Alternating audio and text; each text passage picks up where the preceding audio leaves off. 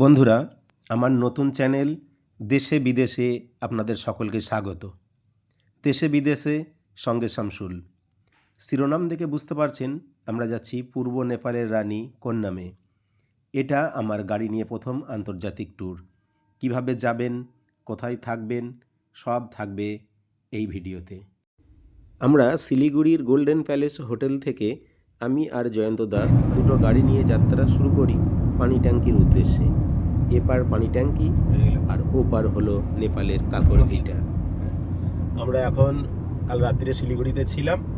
শিলিগুড়ি থেকে এখন আমরা যাচ্ছি পানি ট্যাঙ্কি। আপনাদের বলেই দিই, আমরা আজকে যাচ্ছি নেপাল, একটা প্রথম আন্তর্জাতিক ট্যুর, এবং সেটা গাড়ি নিয়ে। তো আমরা যাব নেপালের কোন্নাম। চলুন, রাস্তায় দেখা হবে। এই চা বাগান, চারিদিকে চা বাগান।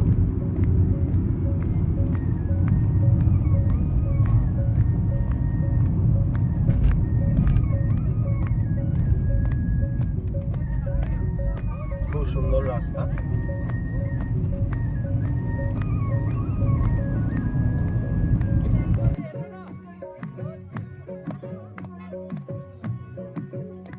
আমরা এশিয়ান হাইওয়ে ধরে পানি ট্যাঙ্কি পৌঁছাই। সামনেই দেখতে পাচ্ছেন গেট, যেটা কাঠমান্ডু লেখা আছে। এই রাস্তা দিয়েই আমাদের যেতে হবে কাকরভিটা কাস্টমস অফিস। সামনেই ইন্ডিয়া চেকপোস্ট, এখান দিয়েই আমাদের এন্ট্রি করতে হবে। আমরা এখন ভারত নেপাল বর্ডারে, সামনেই হচ্ছে আমাদের বর্ডার, মেছি নদী। আমাদের এখানে আইডি প্রুফ সব দেখাতে হবে, তারপরে আমরা চলে যাব নেপালে। সামনেটা একটু দেখা। আমরা এখন সবে বর্ডার ক্রস করলাম।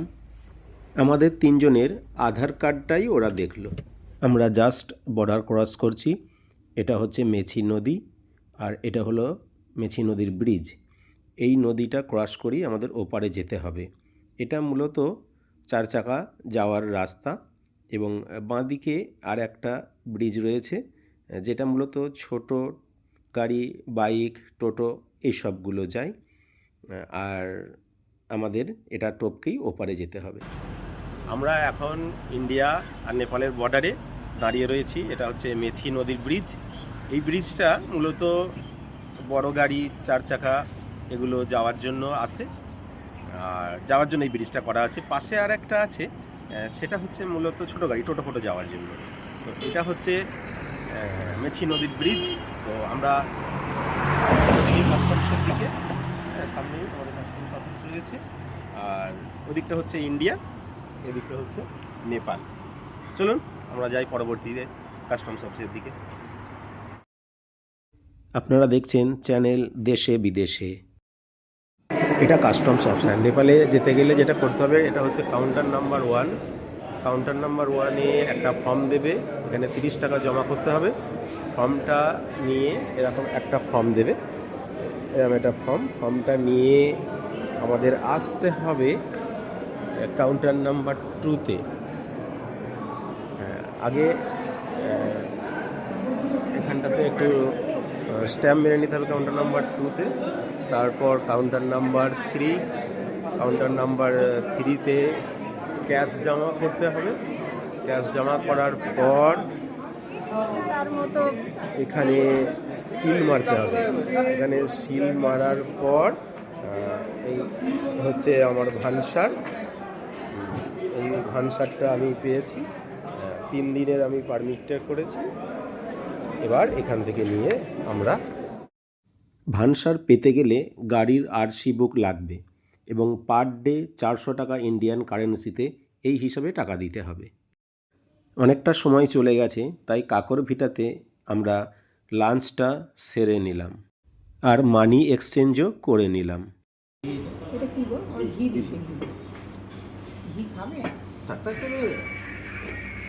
এই নেপালেতে এসছি, রাজকীয় অভ্যর্থনা। চারিদিক থেকে যা নজর দিচ্ছে, আমার খেয়ে আদৌ হবে কিনা। এই হোটেলের নামটা দারুণ, ঘি নেই, সমস্ত ঘি দিয়েছে, এখানে ঘি দিয়ে দিয়েছে। ভানসার পাওয়ার পর রোড পারমিশনটাও করিয়ে নেবেন, নাহলে পরে ফাইন দিতে হতে পারে। কাকরভিটা থেকে 8 কিলোমিটার দূরেই পড়বে চারালির মোড়, সেখান থেকে রাইট টার্ন নিলেই আপনারা পেয়ে যাবেন কন্নামের রাস্তা। কন্নাম যাওয়ার পথে এই প্রথম আমাদের চোখে পাহাড় দেখা। মানি এক্সচেঞ্জ করার খুব একটা প্রয়োজন নেই, কারণ নেপালে ইন্ডিয়ান কারেন্সি চলে। হালকা রেখা দেখতে পাচ্ছি।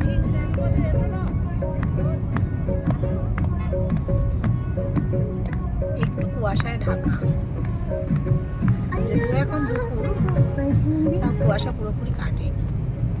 গাড়ি থামিয়ে রাস্তায় একটু বসে পড়লাম আনন্দ করতে। এখন আমরা রয়েছি কন্নাম থেকে 2 কিলোমিটার আগে। ঠান্ডা আছে, বেশ ভালোই ঠান্ডা রয়েছে। এটা হচ্ছে রাস্তাঘাট, দেখুন খুবই সুন্দর রাস্তাঘাট, ভীষণ সুন্দর। এই হচ্ছে আমার গাড়ি, দানিয়া এখান দিয়ে মুখ বার করেছে।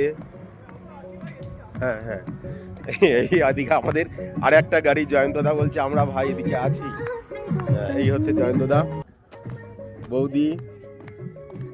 আমরা কন্নাম থেকে আর 2 কিলোমিটার দূরে রয়েছি।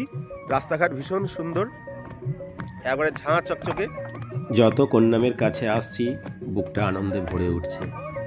ওদিকে জয়ন্তদা আর গোপা বৌদি ফটোশ্যুটে ব্যস্ত, আর এদিকে দানিয়া চা তুলছে, সঙ্গে পিয়া চা তুলছে চা বাগানে নেমে নেমে। পিছনটা একটু ঘুরলে তো আমি পিছনটা দেখতে পারি।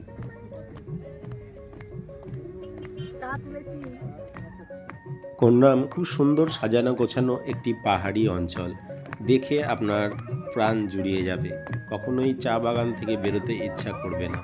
এত সুন্দর, এত সুন্দর, এক কথায় বলে আপনাদের বোঝানো যাবে না।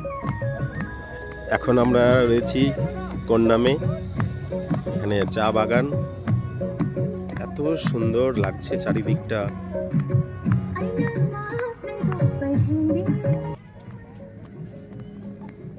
এদিকে দানিয়া, দিয়ে পিয়া আসছে।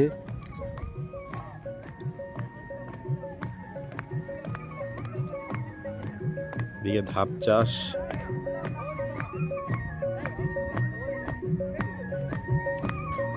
প্রাণ জুড়িয়ে যাবে চারিদিকে, এত সুন্দর। নতুন চ্যানেল, তাই প্রত্যেকে প্লিজ সাবস্ক্রাইব এবং শেয়ার করবেন। আমরা কিন্তু কোনো হোটেল বুক না করেই সাহস নিয়ে চলেছি, নিশ্চয়ই পেয়ে যাব এই ভরসায়।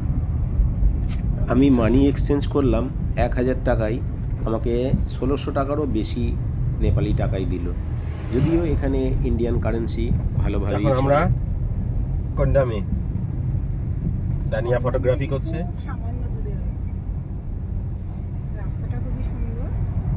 রাস্তা, প্রাকৃতিক পরিবেশ, সবটাই এক কথায় অনবদ্য। ঠিক যেন মনে হচ্ছে ক্যালেন্ডারের সেই ছবিগুলো। এই তো আই লাভ কন্নামের সামনে গিয়ে আমরা এসে পৌঁছালাম এক্ষুনি কন্নাম।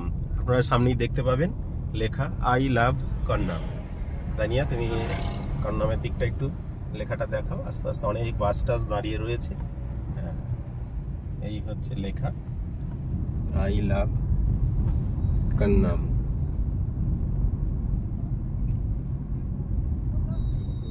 এখানে ট্রাফিকের চাপ আছে, তাই গাড়ি আমাদের একটু দূরেই পার্ক করতে হলো।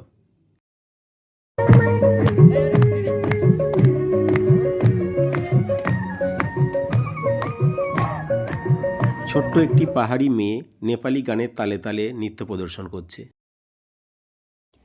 আমরা এসে পৌঁছালাম হোটেল গ্রিন কার্পেটে। দানিয়া এসেই বসে পড়েছে দোলনাতে, খুব সুন্দর করে আনন্দ করছে। খুব সুন্দর হোটেলটা, আই লাভ কন্নাম, অনেক উপরে।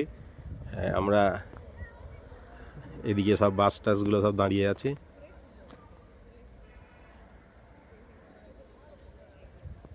আর এই হচ্ছে আমাদের হোটেল, হোটেল গ্রিন কার্পেট।